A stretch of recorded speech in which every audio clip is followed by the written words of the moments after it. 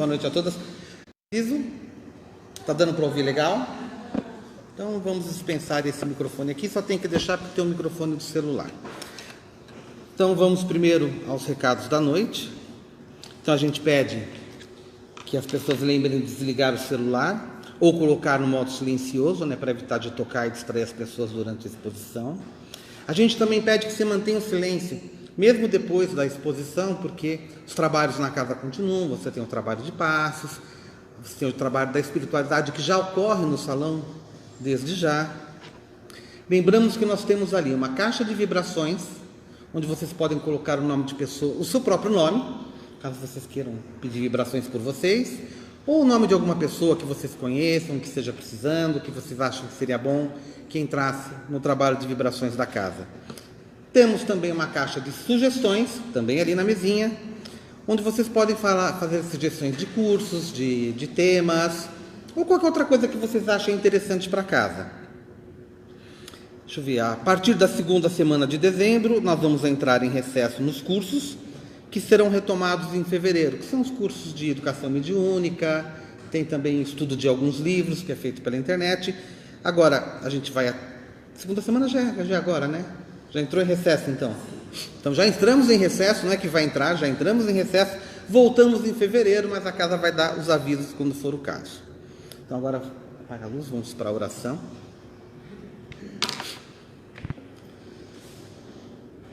E vamos agradecer mais uma vez a oportunidade de estarmos aqui.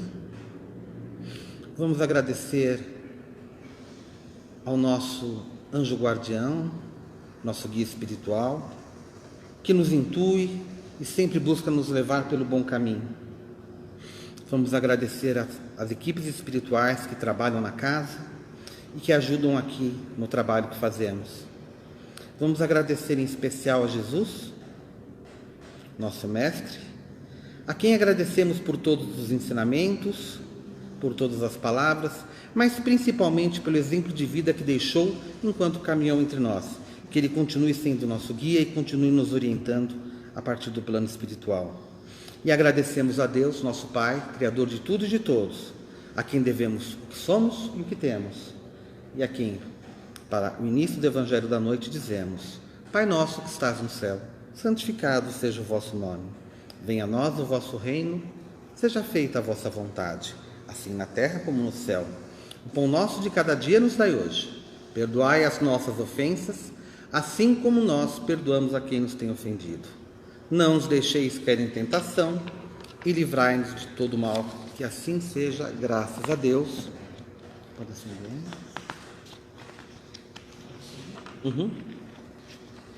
Eu esqueci da leitura da psicografia, eu vou ler agora, tá? Foi uma pequena falha técnica, mas é remediável. Visita reanimadora. Eu fiquei muito doente, fui entubado, fiquei desesperado, com medo de morrer. Perdi o ar e despertei de repente em outro hospital. Acordei melhor, mas ainda com respirador. Quando comecei a procurar minha família, sem jamais obter resposta, desconfiado da morte, comecei a ter novos acessos da falta de ar, terríveis. A ansiedade me fazia voltar ao estado da morte. Sofria, mas logo enfermeiros aumentavam meu respirador e eu melhorava. Foi quando meu avô veio me visitar. Abri os olhos e não sabia como reagir. Se chorava de tristeza por ter morrido ou sorria de alegria por revê-lo. E meu avô pegou na minha mão e disse feliz: Prazer em recebê-lo, meu neto querido. Ficarei contigo até te ver recuperado. Pensa na tua melhora e faça a Jesus o teu apelo. Ele te ouvirá como ouviu a mim para visitá-lo. Sua energia amorosa envolveu-me e eu me acalmei. Dormi um sono bom e duradouro, aconchegado ao peito do meu avô. O amor é o melhor remédio. Mensagem psicografada aqui na casa, no dia 18 de novembro de 2025. Então vamos lá. Eu não sei se... Eu acho que todo mundo aqui que é da casa me conhece. Eu não sei se quem está no Facebook me conhece, ou quem vai assistir depois talvez no YouTube. Mas hoje eu sou... Bem, meu nome é Carlos, eu sou trabalhador aqui da casa mesmo, e eu costumo vir às terças-feiras. Mas hoje eu não estou aqui pela casa. Hoje eu estou representando a USE, que é a Associação das Casas Espíritas de Santo André, a União das Sociedades Espíritas de Santo André, que não é uma casa espírita como a nossa, não é um centro como esse daqui, mas é uma associação que congrega as várias casas. E tem esse serviço de fornecer expositores para as casas, quando elas precisam. Ela também promove cursos, faz aquela semana espírita que acontece todo ano em Santo André, que eu acho que é o trabalho mais conhecido dela. Então, e todo mês a USE passa um tema para a gente estar conversando. E o tema que a USE passou para essa reunião, para esse mês, foi Natal com Jesus, modelo maior. Então é sobre isso que a gente vai estar batendo um papo aqui agora. A gente chegou em mês de dezembro. Para muita gente é um mês muito gostoso. É um mês festivo, é um mês de alegria, é um mês de comemorações, de confraternizações. Mas fica uma pergunta: o que afinal a gente comemora no mês de dezembro? Eu acho que todo mundo sabe. No mês de dezembro a gente comemora um aniversário. O aniversário do nascimento de Jesus. Mas quando a gente sai aí pela rua, quando a gente sai pelos lugares, será que dá a impressão que a gente realmente está comemorando o aniversário de Jesus? A gente vê mais imagem de Papai Noel do que de Jesus. Dê uma olhada no catálogo da televisão, tem mais filme de Papai Noel do que filme sobre a vida de Jesus. A gente lembra de cumprimentar todo mundo, abraça, deseja um Feliz Natal. Quem tem uma condição um pouco melhor compra presente para os filhos, quem tem um pouquinho melhor compra presente para os filhos, para o marido, para a esposa. E um Feliz Natal para o aniversariante. E o presente do aniversariante? Mas dá para comprar presente para Jesus? Como é que eu faço para comprar, para entregar? Eu compro o quê? Entrego o quê? Dá para dar presente para Jesus, não precisa comprar. Mas a parte do presente vai ficar para o final. Ok? Senão não tem graça. A primeira coisa, a gente comemora o Natal de quem a gente gosta, o aniversário. Natal é aniversário, natalidade. A gente comemora o aniversário de quem a gente gosta. E geralmente a gente gosta de quem a gente conhece. Não é verdade? A gente conhece Jesus? Quem foi Jesus? A pessoa Jesus.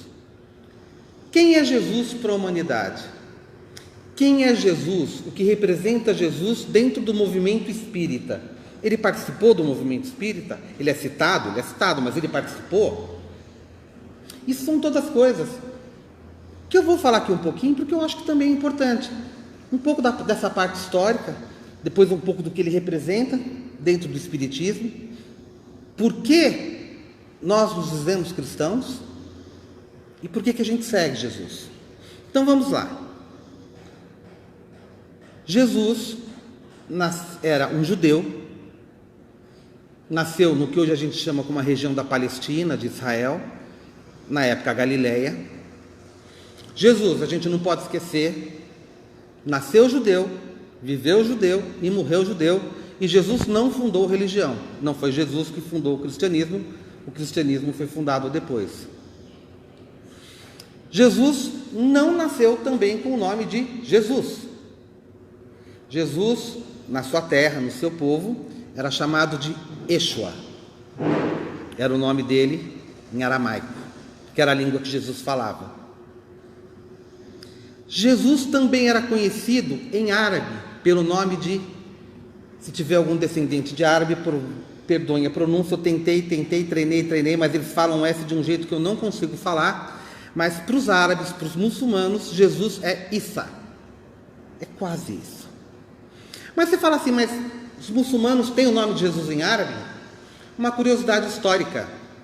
Jesus para os muçulmanos é um grande profeta. Ele é reverenciado pelos muçulmanos. Inclusive pela tradição muçulmana, eles têm uma história meio diferente, é diferente um pouco da história cristã. Jesus não morreu na cruz, Jesus foi levado aos céus, ainda em vida. Ele está nos céus. A gente tem algumas histórias de pessoas que teriam sido levadas ainda vivas para o céu, mesmo na tradição cristã. Mas Jesus estaria lá. É uma mera curiosidade que eu estou contando aqui, porque isso é um fato histórico sobre como uma outra religião enxerga Jesus. E ele aguarda lá porque eles também têm a tradição do final dos tempos, onde o joio será separado do trigo. E quem é que vem para fazer isso? Quem volta à terra para terminar o seu trabalho? Jesus. Jesus é esperado por eles, também pelos muçulmanos, quando chegar a hora da separação do joio do trigo. Dizem que ele fará uma grande luta do bem contra o mal, que ele vai vencer, e aí todos o seguirão, e ele completará a sua vida terrena. Maria, mãe de Jesus, também é uma curiosidade, ela é a única mulher citada nominalmente no Alcorão. Tem um capítulo inteiro, que eles chamam de Súria, chamado Mariam. E Maria, para todo islâmico, é considerada exemplo de virtude, de obediência a Deus, e deve ser reverenciada por todo e qualquer islâmico. O islâmico que não reverencia Maria ou não aceita Jesus como grande profeta, está inclusive infringindo as leis do islamismo. Isso é uma curiosidade que pouca gente sabe. Então, mas isso é para mostrar a importância que essa figura, Jesus, teve na humanidade. Ele não é importante só para aqueles que se dizem cristãos. Ele tem importância até mesmo em outras religiões. E ele tem importância até fora das religiões. Se a gente for pegar a Carta dos Direitos Humanos da ONU, onde ela fala que todos somos iguais, e onde ela fala que todo ser humano tem direitos inalienáveis, que não podem lhe ser retirados, que são direito à vida, à liberdade, à honra e à dignidade, essa própria carta, que não é uma carta religiosa, é uma carta política, se a gente for pensar bem, ela está inspirada em muito nos ensinamentos de Jesus. E mais uma curiosidade sobre o Jesus histórico: como é que será que era Jesus? Fisicamente. A gente tem os quadros, que eu gosto muito, por sinal, são muito bonitos. Tem aquele quadro ali, tem um quadro aqui. Jesus tinha essa aparência? Não. Muito provavelmente Jesus era baixinho, talvez da minha altura, porque o judeu daquela época era baixo, e Jesus era judeu. Jesus devia ser moreno, não negro, mas bem moreno. Cabelo não era lisinho, assim, bonitinho, devia ser um cabelo bem crespo, a barba mais cheia, também crespona, que era o jeito que o judeu usava. Narigudo, né, aquele narizinho comprido. E essa é a figura histórica de Jesus. Jesus não era um alemão alto, loiro, de olhos azuis. Ele era um judeu daquela época, ele era um semita. Mas e o Jesus espiritual? Eu chamo de Jesus devocional, aquele que a gente tem devoção. Esse pode ser do jeito que eu quiser. Jesus, se quiser aparecer para alguém, pode aparecer do jeito que ele bem entender. Então, se eu quiser, porque eu gosto, eu me sinto bem, eu estou acostumado, quando penso em Jesus, pensar nesse Senhor de cabelos mais claros, olhos azuis, não tem problema nenhum. Se eu for um africano, um descendente, quando eu quiser imaginar Jesus negro, africano, não tem problema nenhum. Aliás, tem aquele seriado da Globo, O Alto da Compadecida, que no capítulo final aparece um Jesus negro.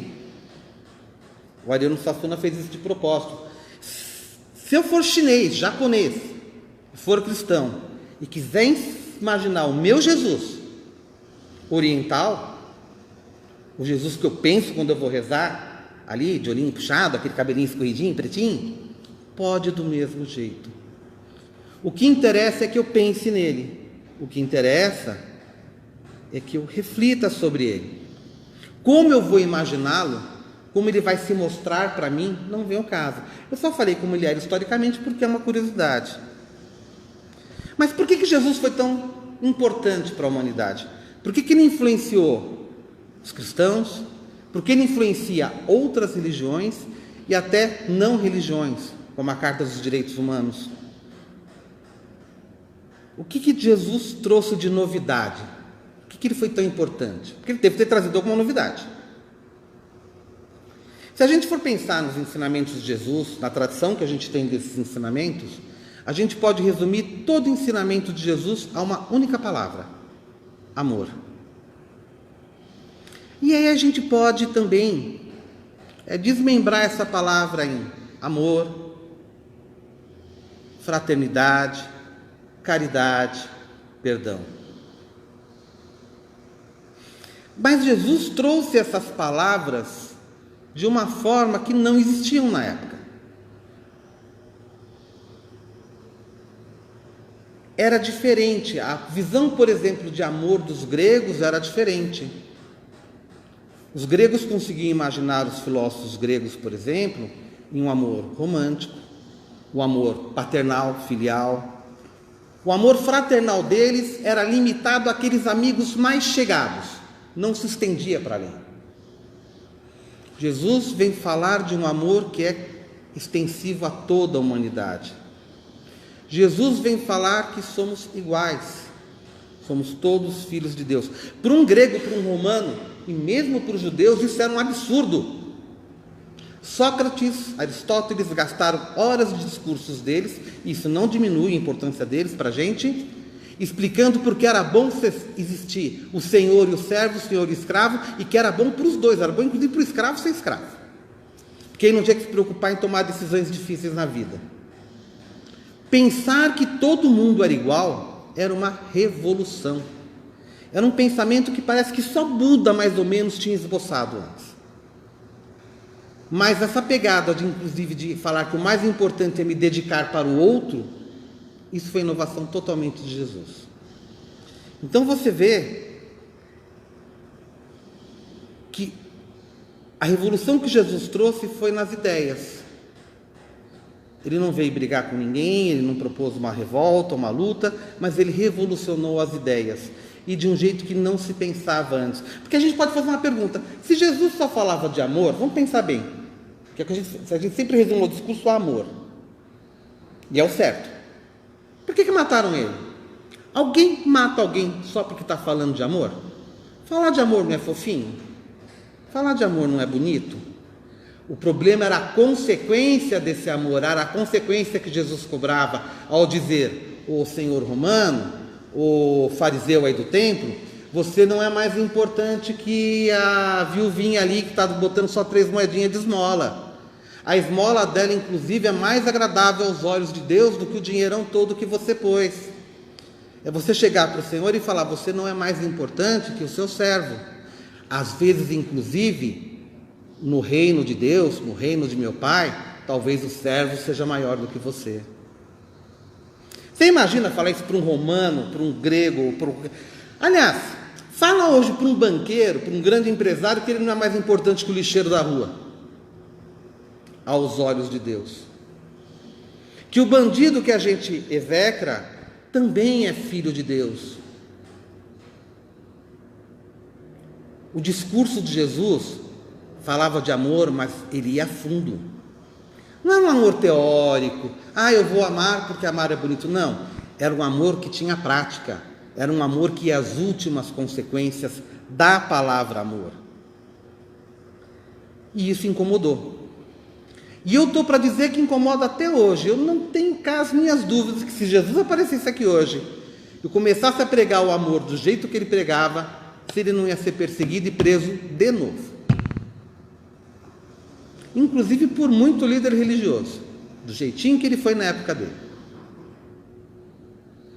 E eis a consequência desse amor, porque é um amor que exige atitude, que exige sacrifício. O que a gente fala do homem de bem no Evangelho segundo o Espiritismo? É aquele que pratica a lei de justiça, amor e caridade, que é a lei ensinada por Jesus, na sua mais pura expressão, e abre mão inclusive dos seus direitos, se for a bem da justiça. Imagina falar para alguém aqui, quando você vai falar que vai cobrar imposto aí de um pessoal que ganha um pouco mais, já está todo mundo chiando, para um coitado que ganha até 5 mil de salário não ter que pagar imposto de renda. É difícil, né? Jesus falava isso. A escolha dele pelo humilde, a escolha de Jesus por aquelas pessoas que eram marginalizadas. Não que ele não falasse com os ricos, ele falava também, mas você percebia uma escolha pelos marginalizados. Jesus falava com mulher na época, o homem não falava com mulher na época, Jesus se dava o trabalho de conversar. Olha como era diferente o pensamento. Jesus falava com estrangeiro, que eles chamavam de gentios, falava até com um cobrador de imposto, que era mal visto.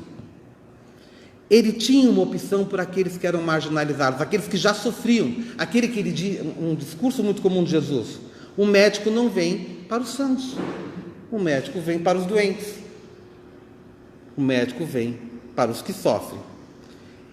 E no Espiritismo, quem é Jesus? Será que Jesus já aparece?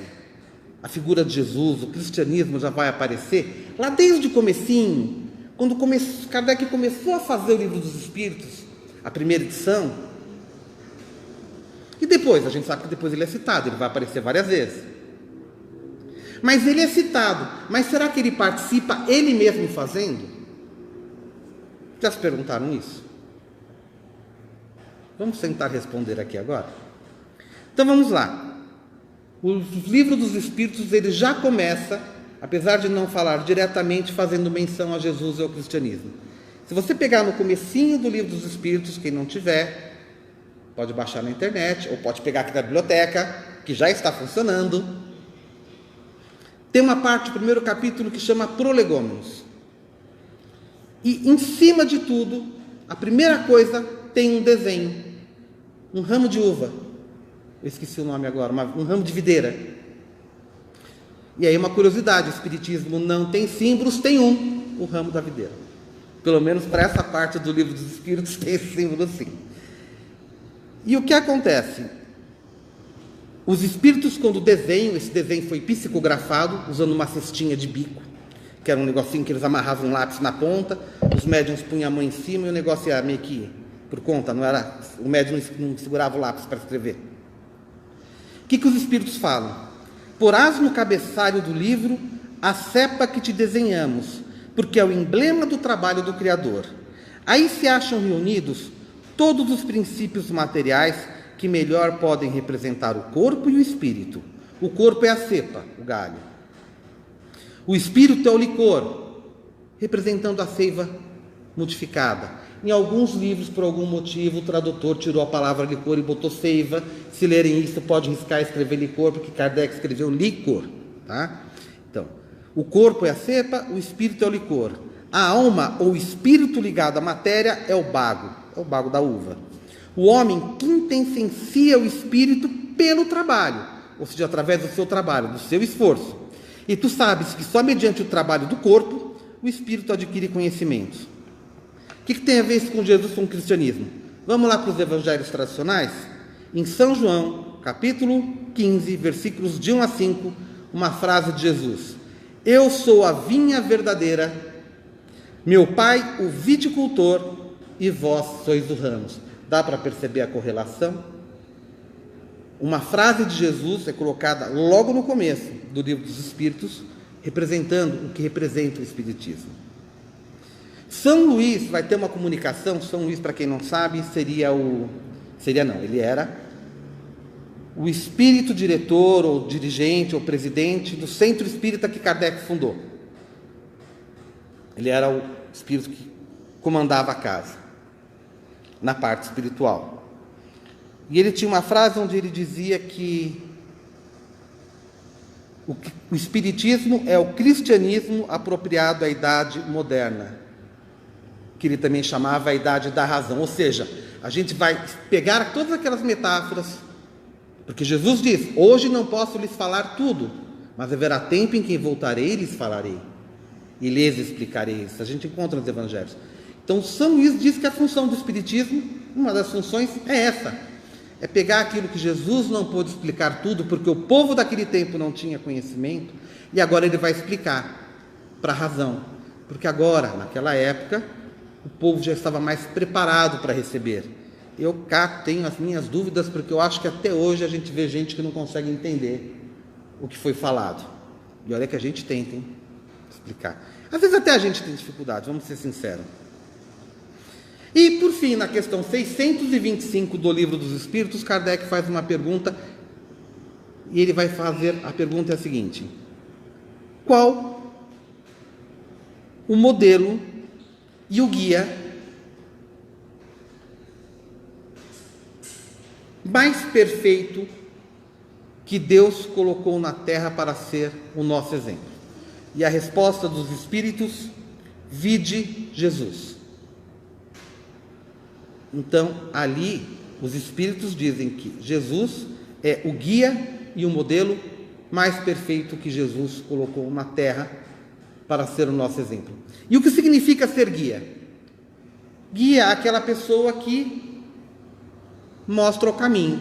Quando a gente vai no museu, tem o guia, ele vai explicando as obras, é alguém que já conhece o lugar, conhece o caminho.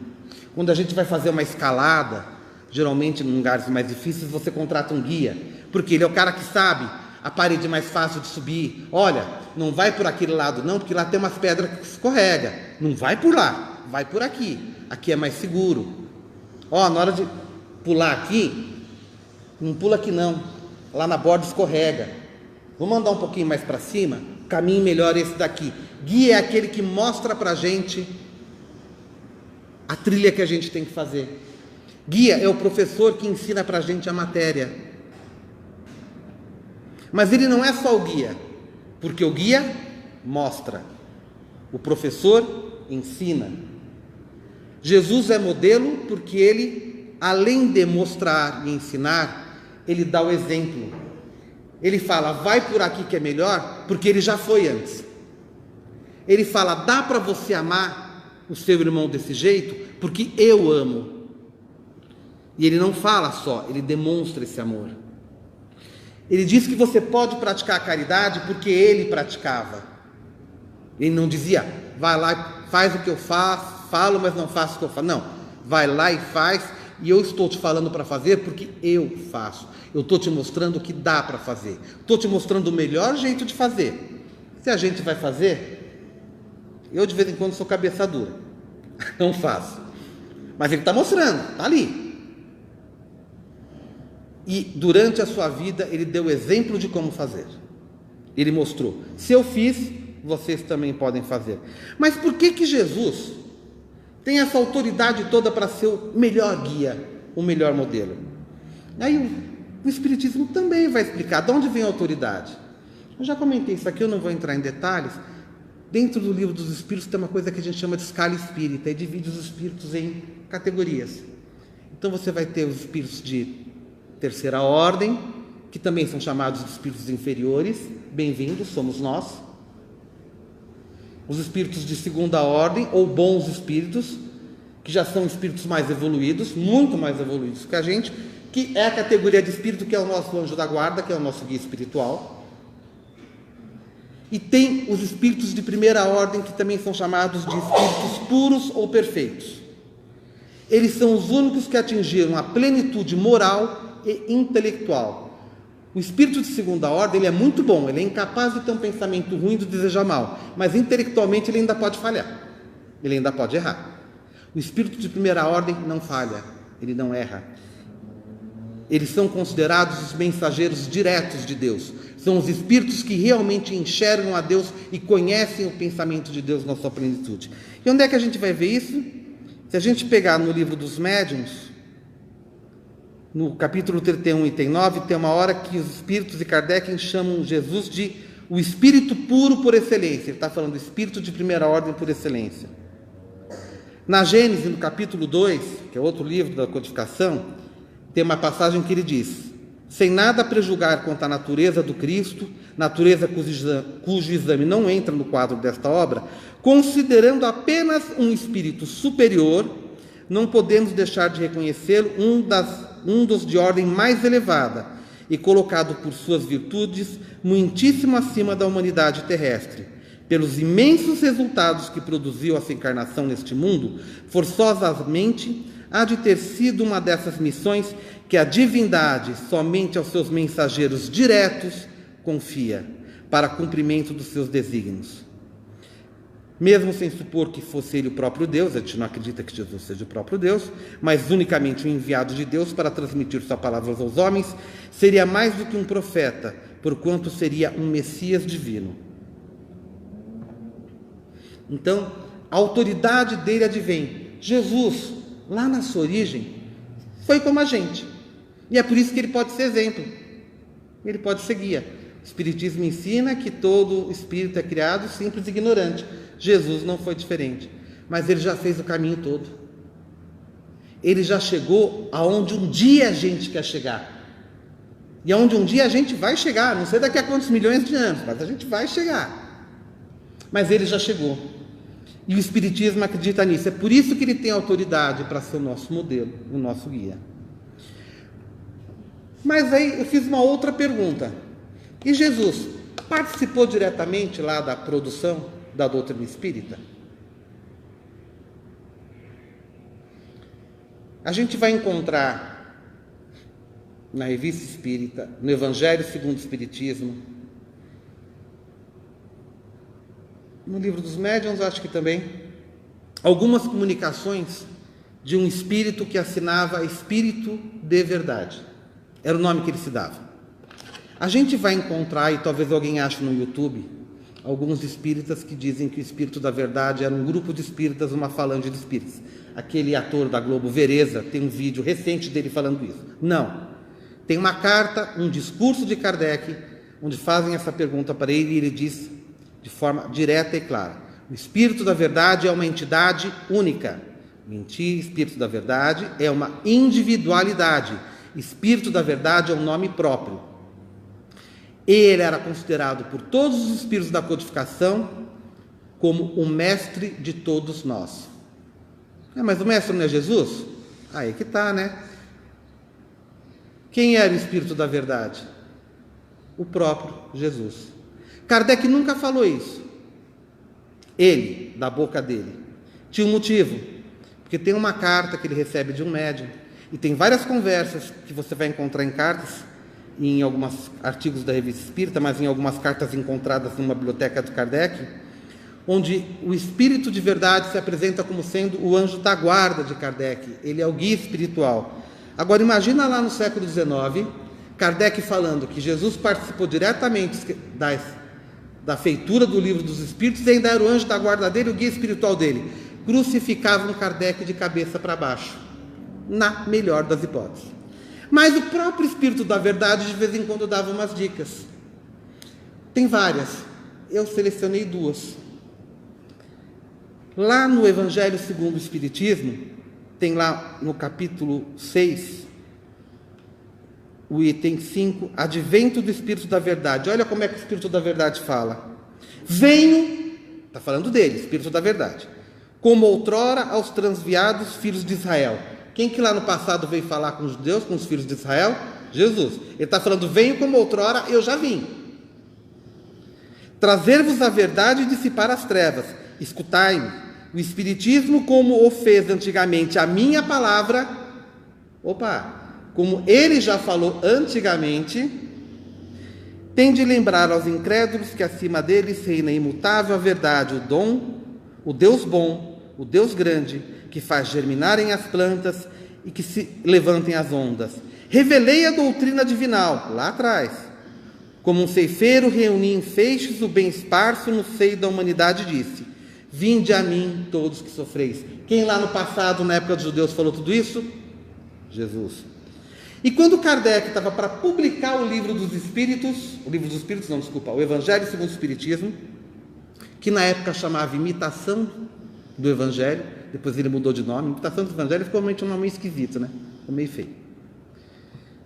Tem uma comunicação na Revista Espírita do Espírito da Verdade, onde ele relata, ele já sabia que Kardec estava fazendo aquilo, o pessoal mesmo lá do lugar não sabia, fica sabendo através dessa comunicação.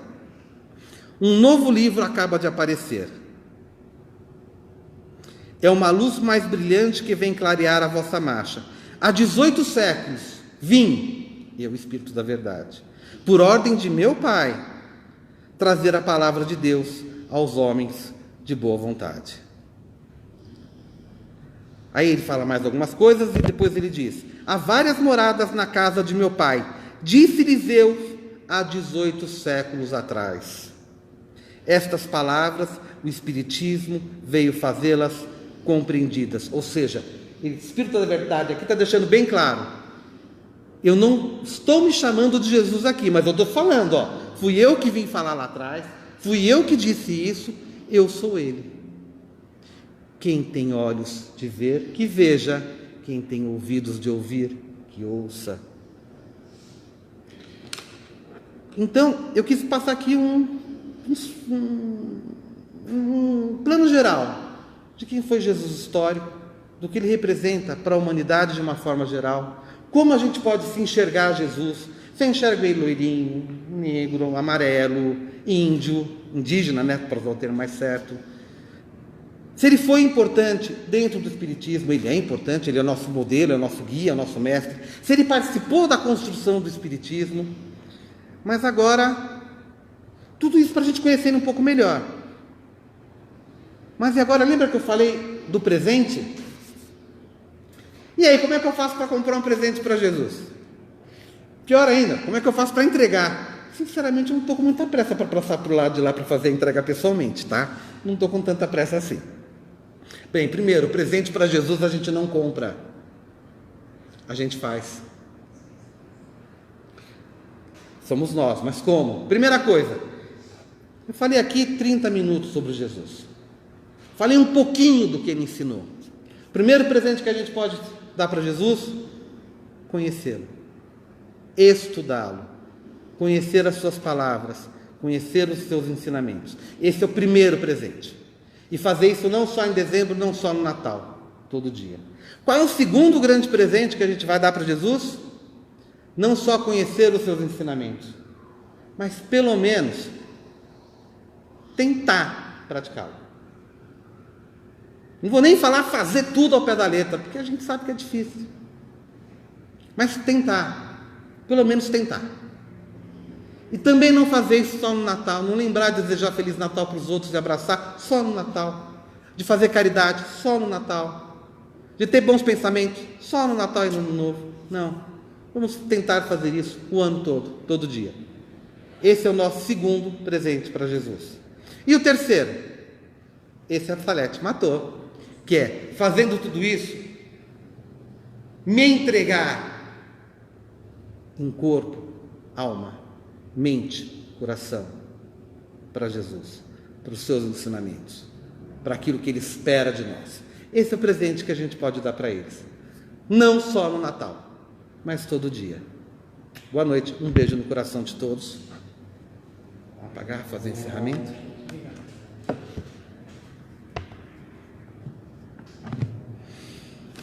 Vamos então, mais uma vez, aqueles que se sentirem confortáveis, fechar os nossos olhos. Vamos agradecer mais uma vez pela oportunidade de estarmos aqui. Vamos agradecer pela oportunidade de escutarmos um pouquinho mais sobre esse que é o nosso guia, o nosso modelo, o nosso maior guia, o nosso maior modelo, que nós possamos continuar aprendendo sobre ele. E que todas as bênçãos que aqui recebemos e que ainda vamos receber, que nós possamos levar conosco para os nossos lares, para os nossos trabalhos, para a nossa vida lá fora, e que a gente possa distribuir um pouco dessas bênçãos para todo mundo que a gente encontrar. Que assim seja, graças a Deus.